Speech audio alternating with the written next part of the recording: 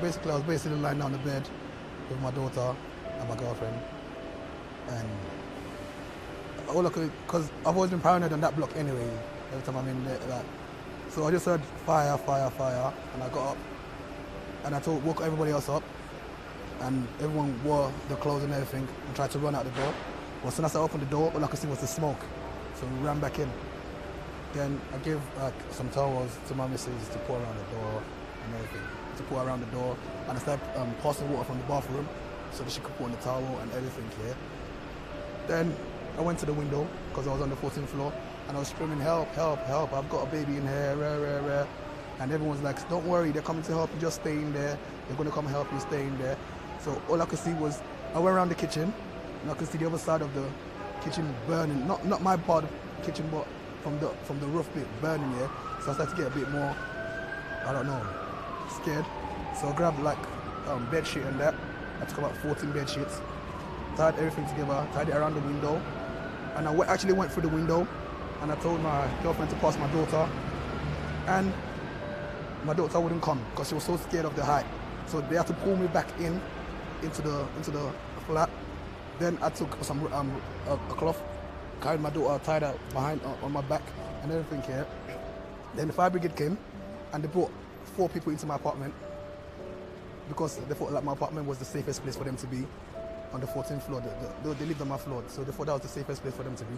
So once they got in my apartment, then they were trying to stop me as well, yeah, from coming through the window because I was thinking to myself, yeah, there's no way we're gonna make it here. I could see the thick smoke. One of the men that brought in my apartment, the smoke on his face was actually covered with smoke. I just took him in the front room, and then I showed this picture earlier. I took him in the front room. I just sat him there. I knew he was gonna die anyway because I didn't think he was gonna have the strength to run in case we had to run or anything. So I just left him there. There was another woman with a little child in my house. My neighbor Zainab. She had a little 2-year-old son as well in my house. Then there's these 2, I don't know if you heard about the 2 Syrian refugees. They lived right next door. And one of them was sitting on the bed, just reading his Quran. He didn't want to run. So I tied my child now behind my back. And while I'm doing this, I'm still sitting, I'm going next to the window screaming, oh, I've got 2 children here, help, help, 14th floor, 14th floor. Then the fire brigade came again into the house after they brought the people in already, yeah, and told us to run out, yeah, because I could see the clouding on the house. I could see it dropping from my window, yeah, so it was getting a bit scarier. So they told us to run out, yeah. So I grabbed my girl, grabbed my daughter, and we ran. So while I was running, I hit my head on the wall, yeah, because it was so dark, you can't see nothing, yeah. And the first thing I hit is just this massive, I can't describe it, you have to be in there to feel it. This massive smoke, like boom, through your face and everything, yeah. Anyway, we managed to find the escape route because everyone was dark. Running down the stairs now, my girlfriend kept on dropping down the stairs because the floor was slippery and everything, yeah. I had my daughter on my back choking like, I thought she was gonna die. I thought I was gonna die because we were on the 14th floor. I was running down now and I didn't think I was gonna make it. I didn't think any of us was gonna make it, yeah.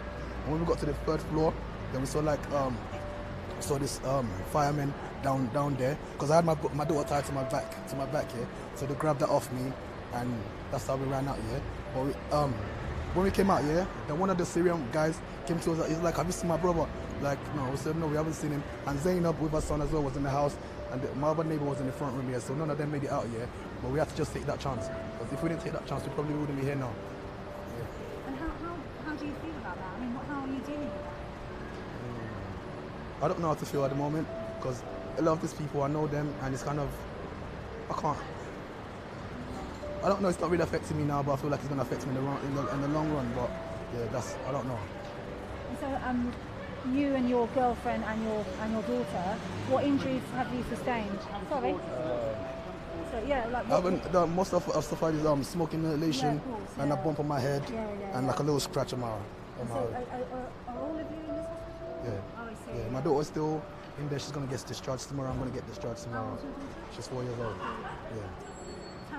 Yeah, it's terrifying, yeah. And like you say, you thought you weren't going to make it. I mean, what is that like to have that, such a close shave of death? This might be a bit selfish, yeah, but I had all these people in my house, but I was just thinking about my immediate family first, yeah. So I was literally telling my girl how to, like, because I tied the cloth around it, I was telling her what to do, like hold the cloth and put your hand around it and just slide down, yeah. And that's the same thing I was going to do. So while the other guys were trying to convince me not to go through the window, I'm trying to convince my missus that if this is what we have to do, that's what we have to do. So when the smoke started getting worse, yeah, and when the fire brigade said, run, I just grabbed her by the hand. My daughter was already on my back because I was going to fly through the window with her anyway. So I just kept on running down the stairs and she kept on tripping up. But listen, I can't believe we're alive. Because when I got downstairs and I remember the little kid on the bed, because the little boy was lying on my bed, yeah.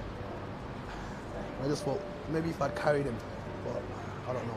As you say, you've just got to help the family, you've got to try and get out, you know, you did what you could, you know, you couldn't see anything anyway. No, I couldn't see anything. Even the first time I opened the door, like I thought, yeah, we could just run down through the stairs, and as soon as I opened the door, I just saw this smoke.